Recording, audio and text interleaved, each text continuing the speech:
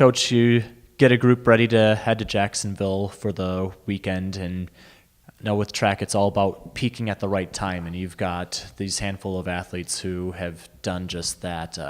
Just discuss how well earned these spots have been going into the East Region prelims. Definitely. So, we're taking a really great group. As far as I know, it's the biggest group that we're taking to the postseason since I've been here.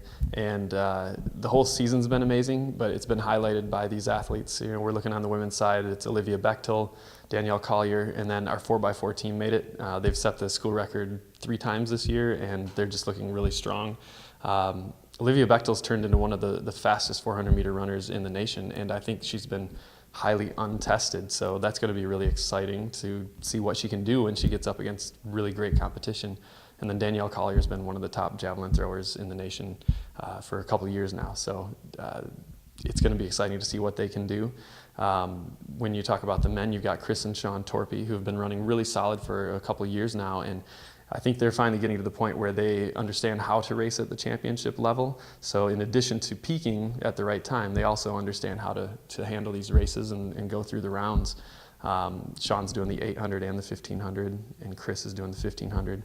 But then you've got Kenny Glenn, it's been the most consistent year for him in the long jump, and he's going in with a top 12 ranking, and all we have to do is do what we've been doing, and I think with the warmer weather, they're all going to do something pretty fantastic.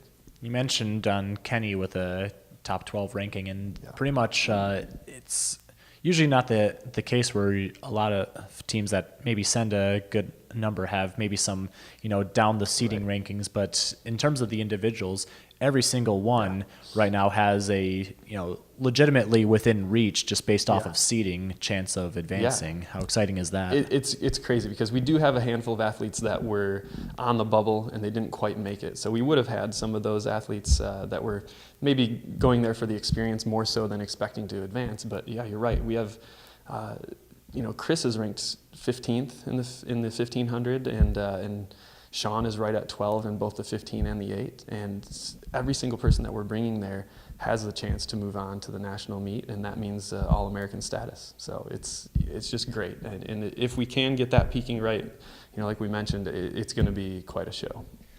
So turning the page, going over to Jacksonville, obviously the weather is warmed up here, but going down into the south area, what's kind of the game plan of really making sure these athletes you're bringing with you are prepped for potentially some extreme heat? Right, and I think I looked at the weather, and the low is 70 and the high is going to be 95. We'll get a little bit of tan, but the Torpy brothers have been training with a little bit of extra clothing on just to try to jumpstart that acclimation. We'll be down there a few days in advance of competition, so they'll get a little bit of some warm weather to get used to, but ultimately I think it helps Danielle, I think it helps Kenny, I think it helps Olivia. With the 800 for Sean, I think it won't affect him terribly, but the 1500, they're gonna have to be careful with the heat. So I think we're ready, and we're just gonna go see what we can do. All right, best of luck. Thank you. All right, Coach.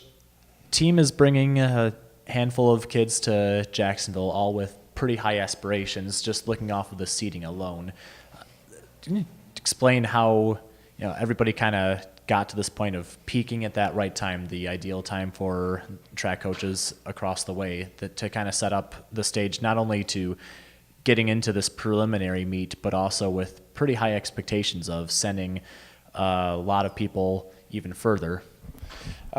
What's happening this week and next week, and hopefully for the next couple of weeks, is a process that started a couple of years ago. The majority of the athletes that are going are upperclassmen, and preparation for this started from the recruiting process and every day at practice up until this point. The athletes that are going are well deserving of this honor, but what's hard to understand and keep under control is the excitement because of where we're at and what we can do. I can't help think about last year and the pivotal moment when Olivia went from 7th place to 1st place in the 4x4, and we won the MAC title. That was a very significant moment in this process. So we didn't qualify for the postseason last year, but we beat teams that were were really good, and it kind of gave us the idea that this can happen. And so the process is long, and I think that's the main message, that it takes every day at practice for multiple years to get to this point, and hopefully we have a couple more weeks to prove what we can do. You know, Olivia herself has rewritten the 400-meter record book and is in other events as well.